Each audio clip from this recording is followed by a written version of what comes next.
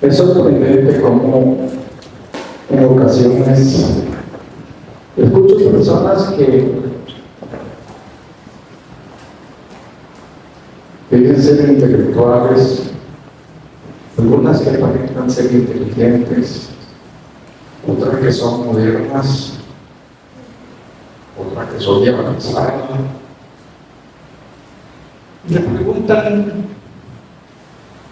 a alguien que cree en la palabra de Dios, ¿por qué cree en este libro?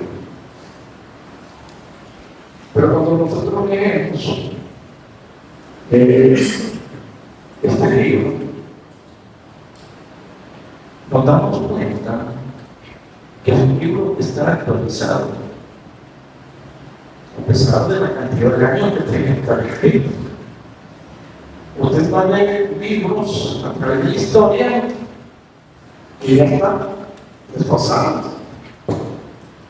Los libros que nosotros, con los cuales nosotros estudiamos, no me van a dejar mentir.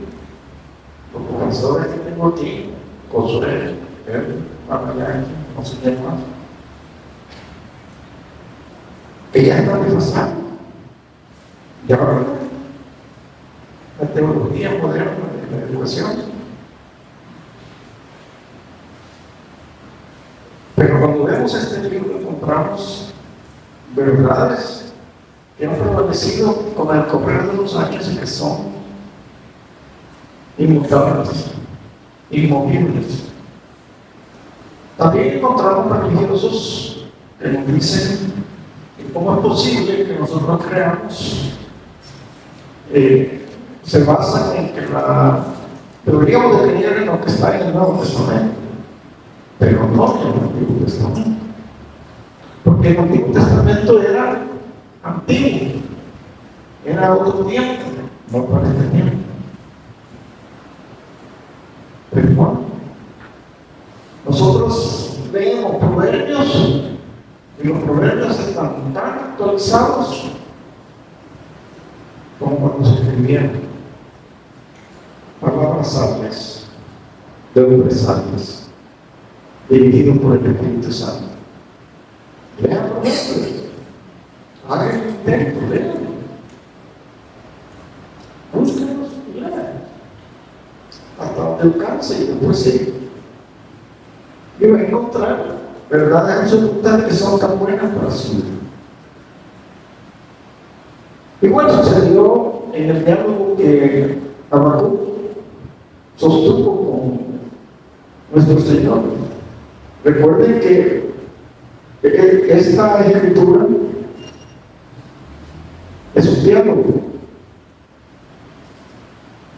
Es un diálogo en el cual primero se quejó Habacuc, como muchas veces nos quejamos nosotros, ¿verdad? Nos quejamos con Dios. Y Dios se responde. Pero Habacuc no le satisfizo lo que Dios le dijo. No esperaba esa respuesta. Muchas veces igual sucede con nosotros. No esperamos, no me satisface lo que me está diciendo. Quiero oír una opinión diferente. Y el Señor volvió a hablar. Ahora volvió a contestar. Y ahora encontramos al Señor respondiéndole. Y dentro de la respuesta que le dan, vamos a encontrar 5 puntos que son tan actuales como lo fueron en su tiempo. Pero para ello vamos a leer el capítulo 2, vamos a leer del versículo 2 al 4, del versículo 2 al 4. Y ahí está la frase con la que titulamos el gusto por la fe bíblica. Recuerden que cuando Habacuc le refutó a Dios. En el capítulo 2, versículo 1, se quedó esperando la respuesta de Dios. Y aquí es donde encontramos la respuesta que Dios le dio a Habacuc. Dice, versículo 2 del capítulo 2, y nos dice Habacuc: y Jehová me respondió, dichoso, y dijo: escribe la visión y declárala en tablas, para que corra el que viviera en ella. Es decir, en tablas, es decir, escríbela en firme, que no se pierda, que sea difícil, que se pueda perder, que se pueda ver. Aunque la visión tardará aún por un tiempo, se apresura hacia el fin y no mentirá. Aunque tardare, espera, porque sin duda vendrá, no tardará. He aquí que aquel cuya alma no es recta se enorgullece, mas el justo por su fidelidad. Le emociona. Padre, le damos infinitas gracias por tenernos en este lugar, por poder estudiar tu palabra, y esperamos que de este estudio algo sea para cada uno de nosotros, y si no es algo, que sea mucho. Le damos gracias en el nombre de Cristo Jesús. Amén. Claramente vemos que luego de que Habacuc protestara, en el versículo 2 del capítulo 2 encontramos la respuesta de Dios, que cubre todo el capítulo del versículo 2 al 20. Ahora el Señor le urge a Habacuc que dé a conocer lo profetizado, que dé a conocer el mensaje, y también le da a conocer qué es lo que está profetizando y qué es lo que va a suceder.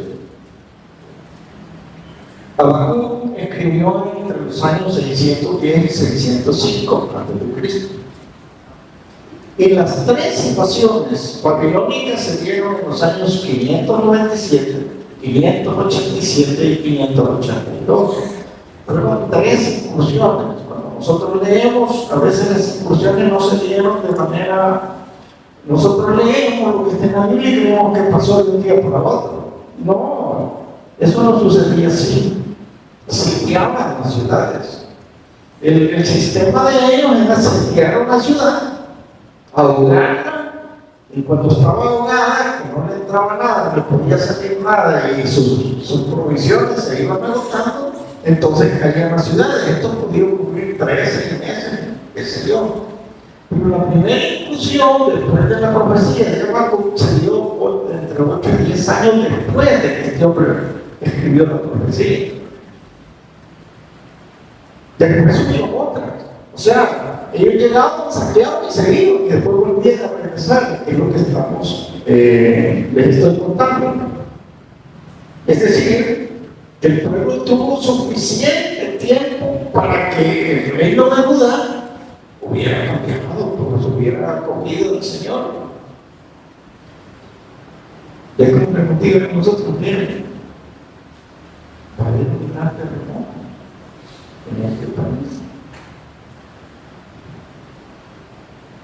Bueno, nosotros empezamos a prepararnos, empezamos a tener provisiones, empezamos a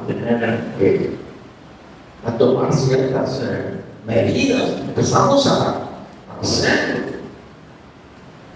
Pero siguieron igual hasta que las cosas sucedieron. Esto nos viene a confirmar que la palabra de Dios no debe subestimarse, ¿no? Y que lo que está profetizado se cumplirá. Tal como vemos en historia, que lo que fue profetizado también se cumplió. Hay muchas profecías que están por cumplirse, y una de ellas, la más importante y más importante, es el regreso de Cristo por su iglesia, lo que se conoce como el rapto de la iglesia. Está profetizado. Y yo lo creo, y yo lo veo. Hay Pero ¿qué va a suceder? Tengo fe. ¿Qué va a suceder? El versículo 4 es uno de los versículos más hermosos de la Biblia. Porque nos da la llave para vivir no solo en esta tierra, sino en la eternidad. Porque nos dice, mire, he aquí cuya alma no es recta. Mire cómo se lo está planteando el Señor. El alma que no es recta. O sea, aquel que no quiere andar como debe andar, ¿qué dice? Será orgulloso. Nos llenamos de orgullo, nos llenamos de rebeldía y no queremos hacer las cosas como Dios quiere que nosotros las hagamos. No queremos cumplir. Y entonces creemos que con nuestro orgullo vamos a lograr que las cosas mejoren. Perdón, pero cuando nosotros nos volvemos rebeldes y orgullosos, esto nos complica más. Cuando nosotros somos dóciles, las cosas son más fáciles. Cuando somos fieles, somos hasta recompensados. Entonces, pero Habacuc, cuando lo declara, dice: aquel cuya alma, dice, no es recta, se enorgullece, más es justo por la fidelidad. ¿Qué es eso? Aquellos, en el caso nuestro, que hemos creído en Cristo Jesús, entonces, ¿por qué hemos creído nosotros? ¿Porque vimos? No. ¿Porque oímos? No. Por fe, nada más por fe. ¿Qué le dijo el Señor a Tomás? Tú has creído, Dios, porque me has visto. Viste donde pusieron los clavos y has visto mi costado traspasado por la lanza. Bienaventurados todos aquellos que van a creer sin haber visto. Todos nosotros. Por eso digo que este es hermosísimo. Es tan hermoso que en el Nuevo Testamento fue citado en Romanos 1:17. En 1:17 dice: porque en el Evangelio la justicia de Dios se revela por fe. Y para fe, como está escrito, mas el justo por la fe vivirá. Pero hay que ver el antecedente en el 16. ¿De qué está hablando Pablo? Pablo nos había dicho: porque no me avergüenzo del Evangelio. Porque el poder de Dios para salvación para todo aquel que cree. El judío primeramente y también el griego. Cuando dice el griego, es aquel que no es judío. Cuando dice el griego, se está refiriendo a los gentiles. Y los gentiles somos todos.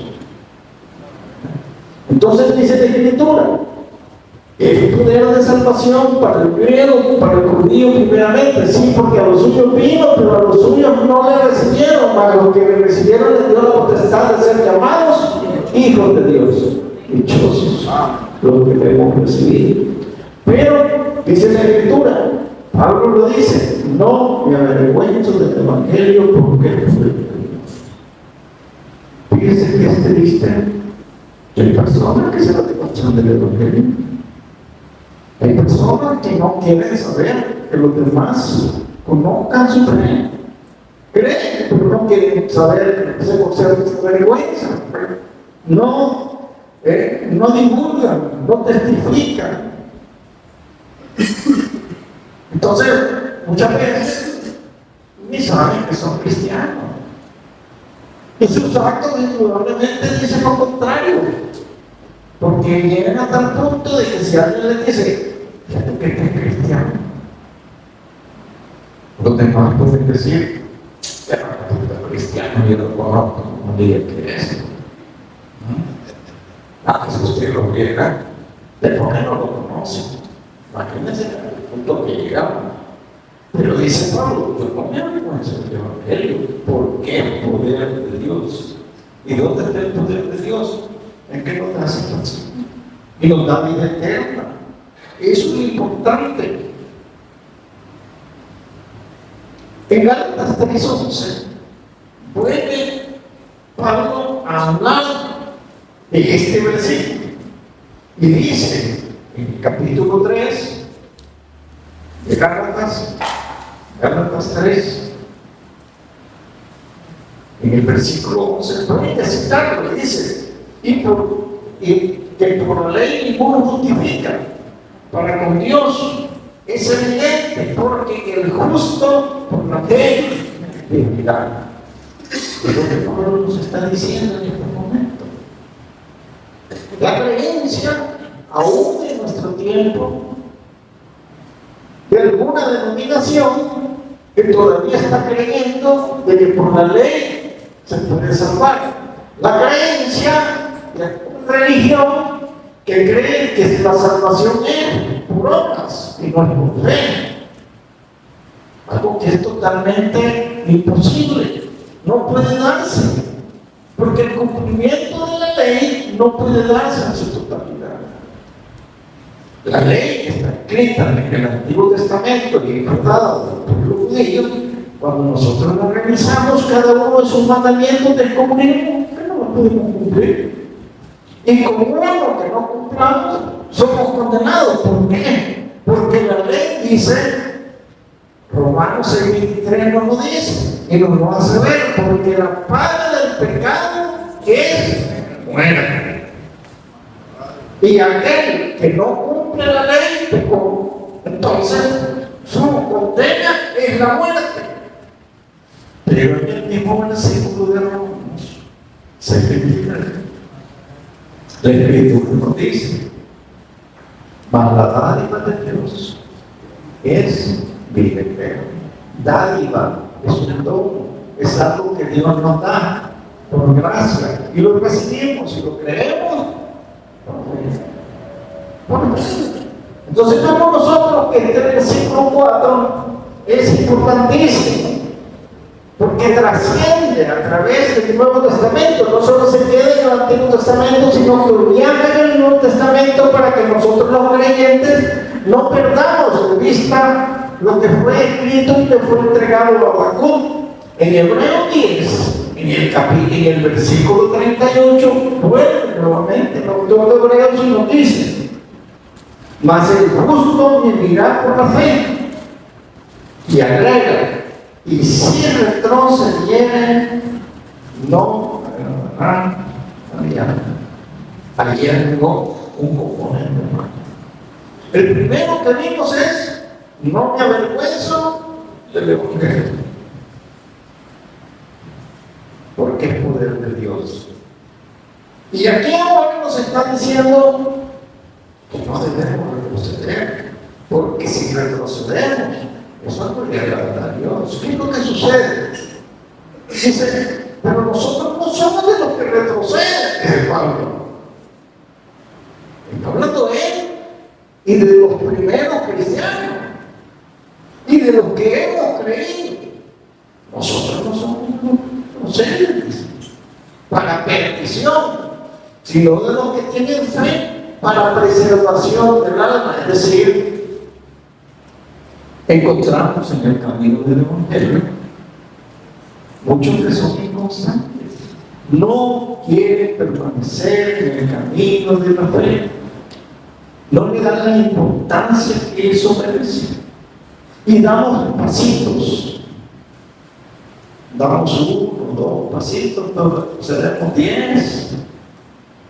¿Y cómo nos van a hacer Dios? Si vamos un poco para adelante y mucho para atrás. Y eso no puede ser. Aprendamos, hermanos, a ser constantes. Eso es que les dije al principio, mas Jehová está en su santo templo, calle delante de él toda la congregación. ¿Pero qué significa? Que estemos constantes, que estemos allí en esas sillas, que esperemos la bendición de Dios. Yo sé, oramos por nuestras dificultades, oramos por nuestras necesidades, oramos por nuestros problemas, porque todos tenemos problemas, dificultades, todos. Pero muchas veces nos preguntamos como Habacuc, ¿hasta cuándo, Señor? Pero también nosotros no mostramos fidelidad, no mostramos Ser consecuente, o sea, mantenernos firmes en el camino. Tratamos de mantenernos en el camino. No tenemos paciencia. Queremos que las cosas y la respuesta de Dios se den de inmediato. Que hoy oramos, que hoy me dijo, hermano, que tenía que disfrutar, y yo sé que mañana resuelve. ¿Cómo no? No funciona así, hermano. Funciona de acuerdo a la soberanía y a la misericordia de Dios. Si Él es el que tiene el control y sabe cómo llevan nuestras cosas. Muchas veces le dicen a usted, mire, espéreme tantito, ya lo voy a entender.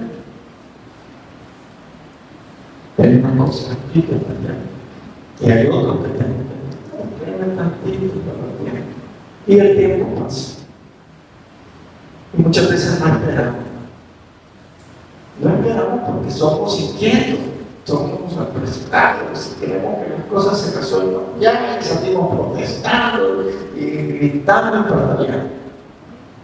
Y probablemente, no digo espéreme tantito, porque internamente está tratando de solucionar nuestros problemas. Y cuando sale a buscarnos, la persona ya pasó.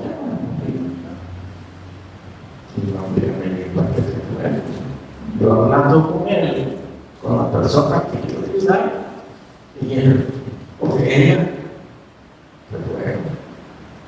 Entonces nosotros debemos de aprender a no retroceder. Eso es lo peor que sucede cuando no nos tenemos. El Señor quiere bendecirnos, se lo he dicho una y muchas veces. Durante estos años que yo tengo de estar en el Evangelio, lo he descubierto. El Señor quería bendecir mi vida. Bendecía una gran cantidad de tiempo. Pero no era constante. No me había decidido a tomar el camino y mantenerme allí sin importar lo que sucediera, porque no crean. A través de los años que he vivido, ha habido una cantidad de problemas que he tenido que vivir. Vivo problemas fuertes. Aquí está. Pero Dios tiene un propósito. Vivo con la dificultad de tener un hijo fuera, en el riesgo, pero allí Dios permite que esté allí porque Él está sirviendo a Dios en ese lugar. Pero también como padre, como humano, aunque tengo fe, se ve el riesgo que está corriendo. Y muchas veces no deja de uno de acompañar, pero en el tiempo de Dios me ha enseñado que debo esperar y que Dios hará. Y Dios bendice. Dios bendice. Pero no es ya cuando vamos a hacer eso. Es cuando hemos recorrido un tiempo con algunos de ustedes que tienen un testimonio muy bueno y que los he conocido durante este tiempo que he estado con nosotros, porque con ustedes lo hizo de 9 años. Y sé que algunos de ustedes se han mantenido constantes. Y por esa constancia en la que se han mantenido, Dios les ha bendecido. Y lo veo. Pero también he visto a otros que no han sido constantes, que han sido ir y venir y un pleito eterno. He visto los resultados.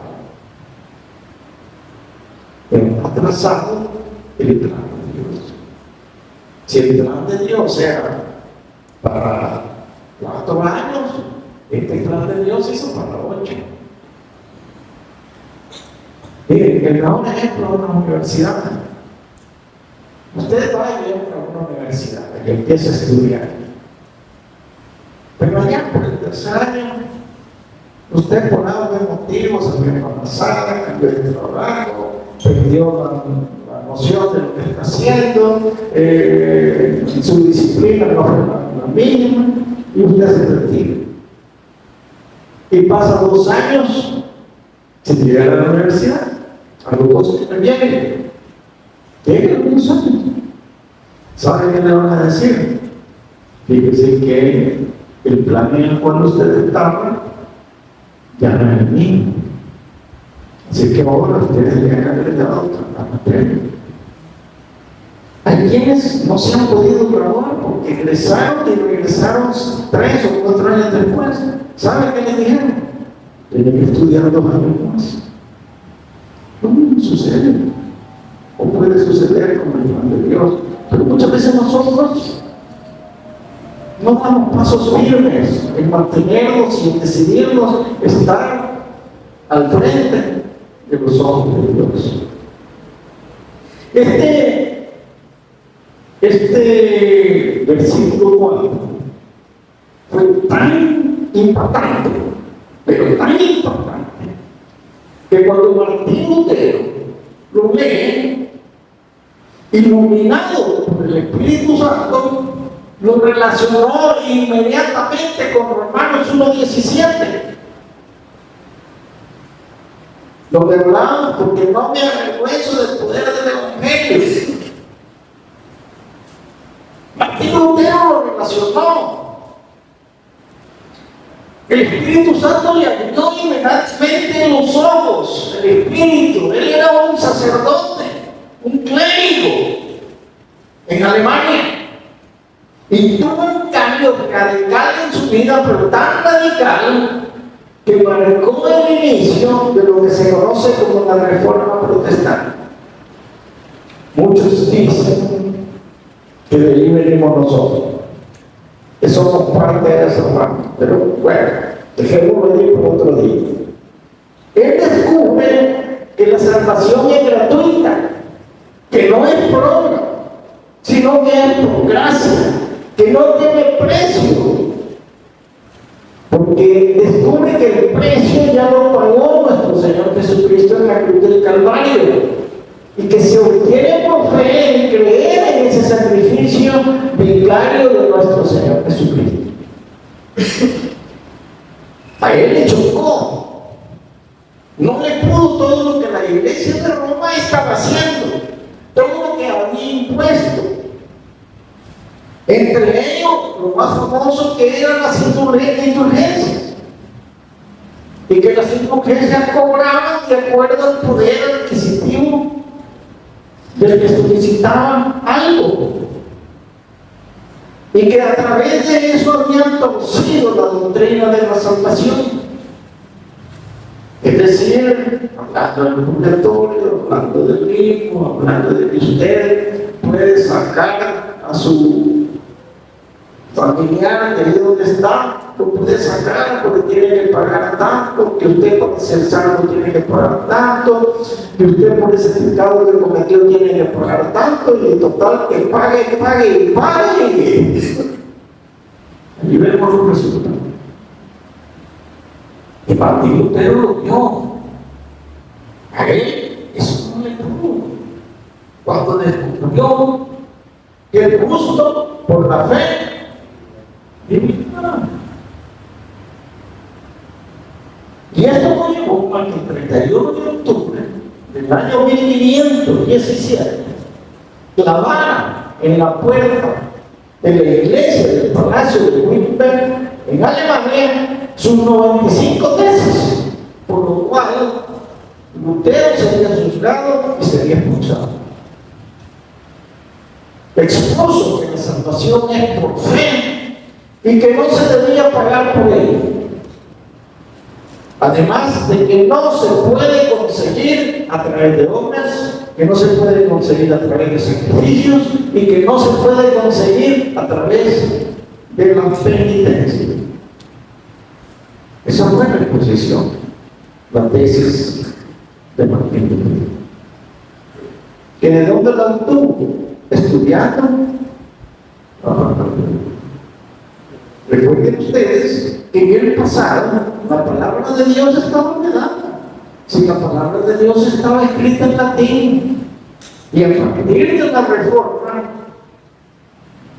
estaba en primer, nace la Biblia King James y otra cantidad de Biblias, traducciones en español, y empiezan a leer la palabra y a descubrir muchas cosas que La iglesia de Roma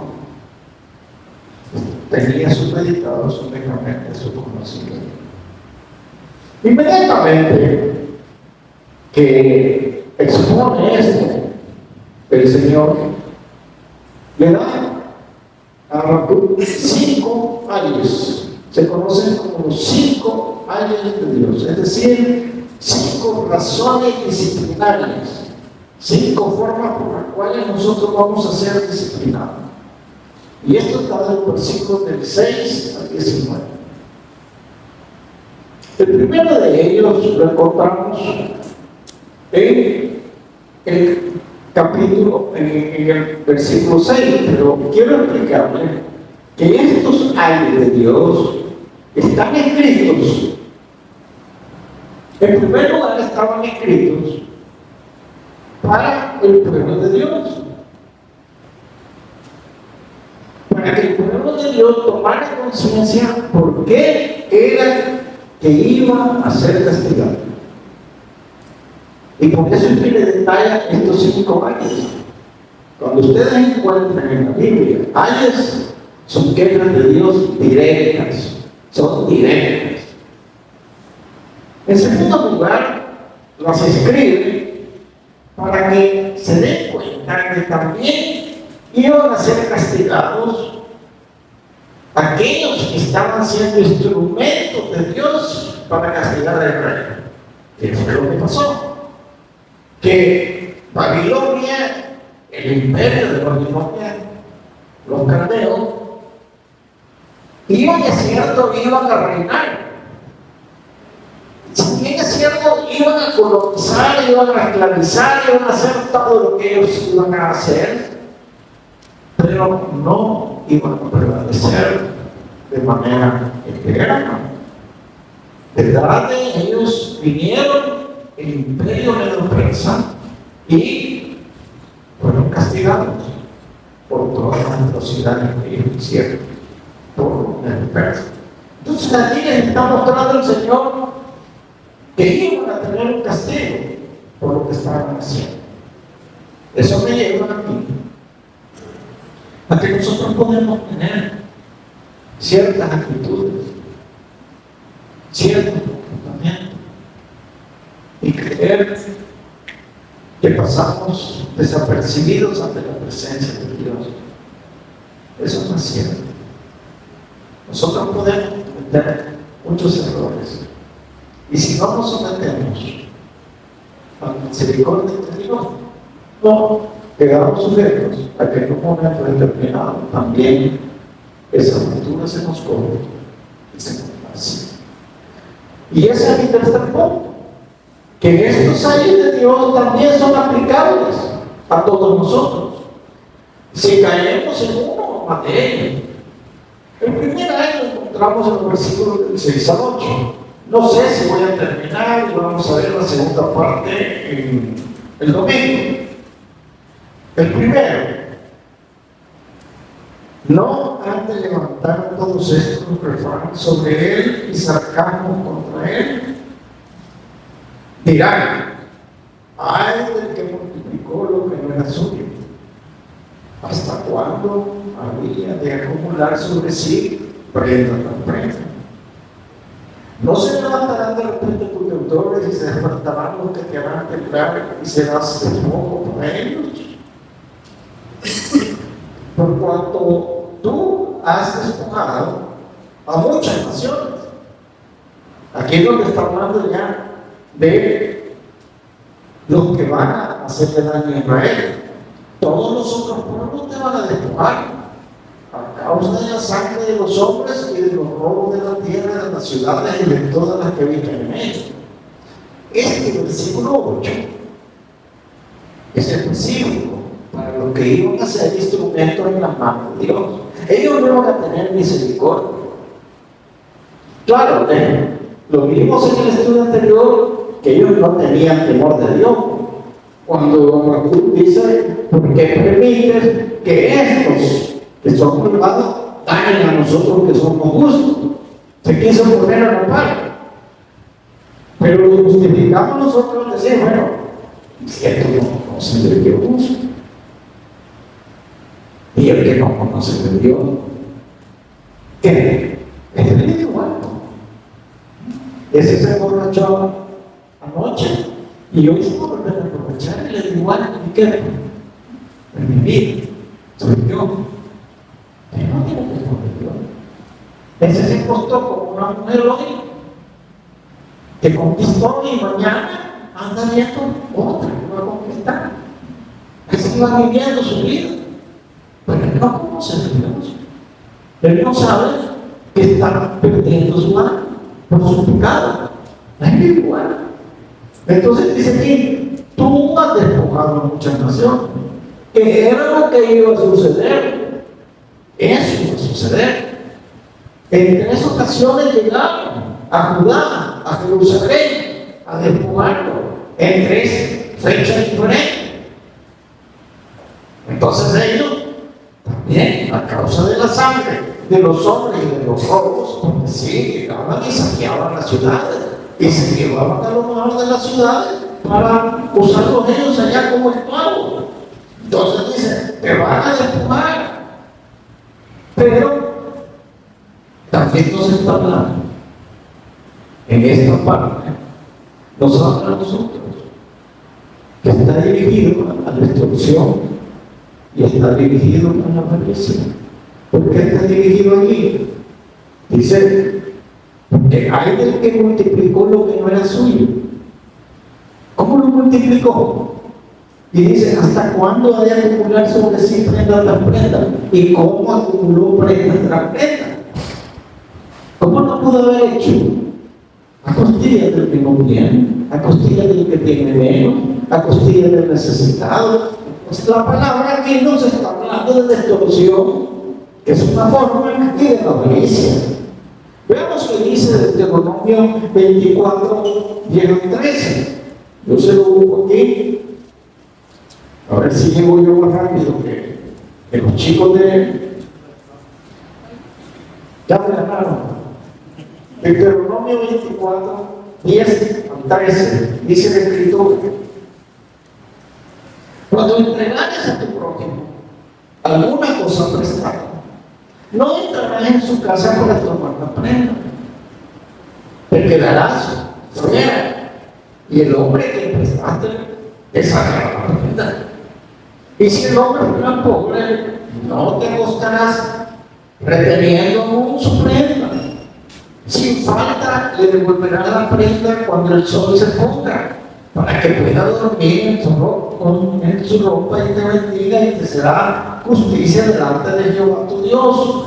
No oprimirás al jornalero pobre y menesteroso, ya sea de tus hermanos o de los extranjeros que habitan en la tierra dentro de tu ciudad. ¿Qué es lo que pasaba?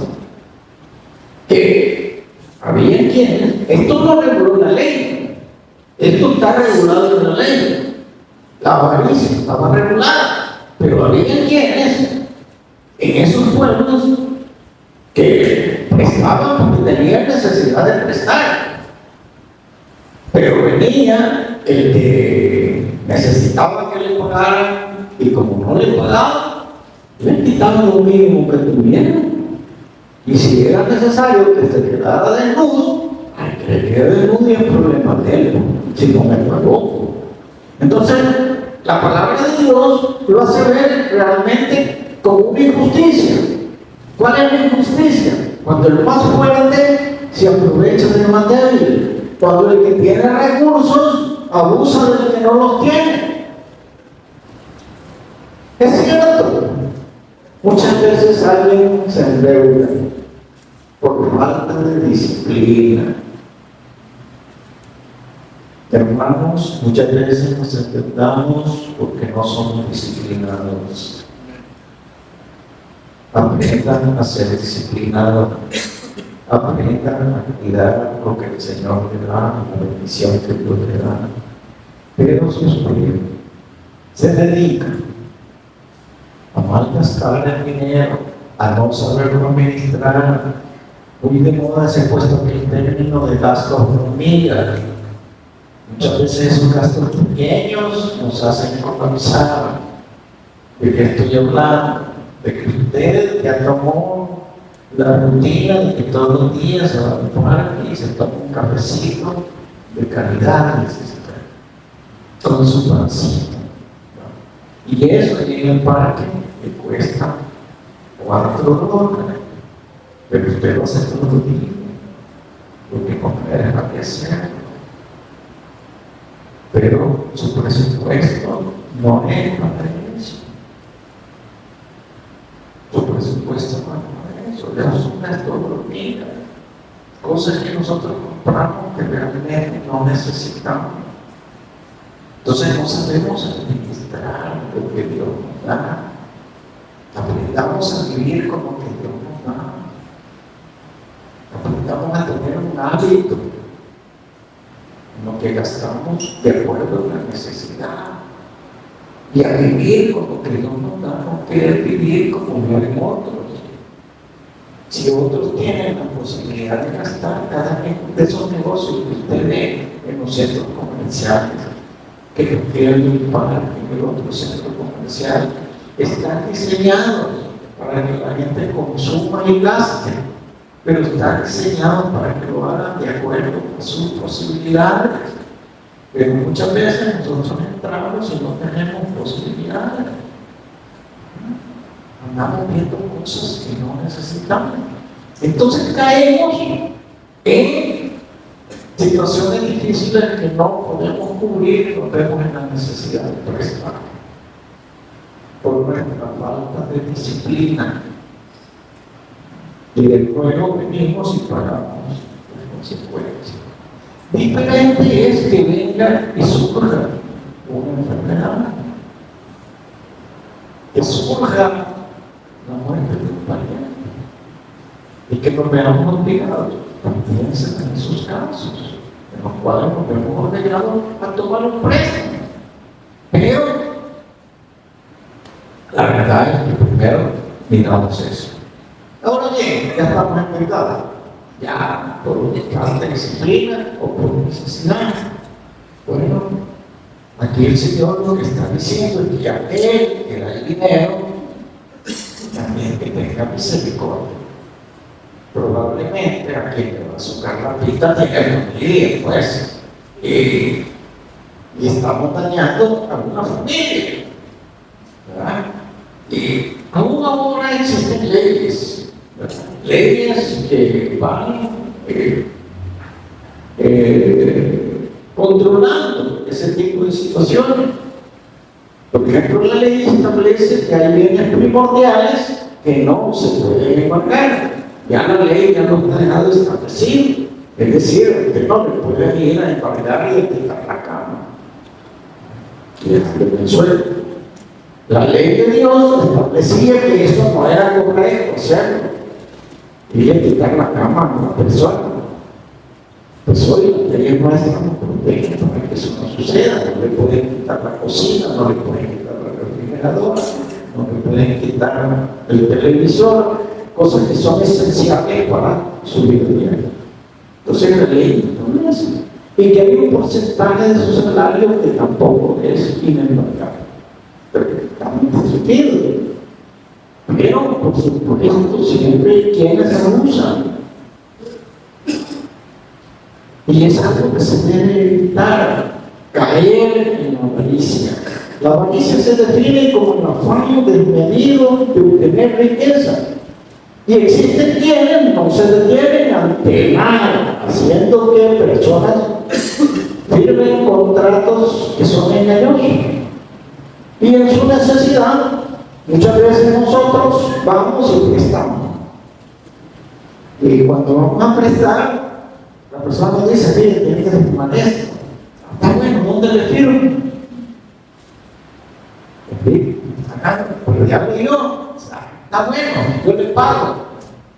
Y no sabe que le está metiendo un interés del 70% y que le patrón. El punto es que este año que está aquí va contra la avaricia, contra aquellos que quieren enriquecerse a costa de otros. Y eso el Señor lo condena.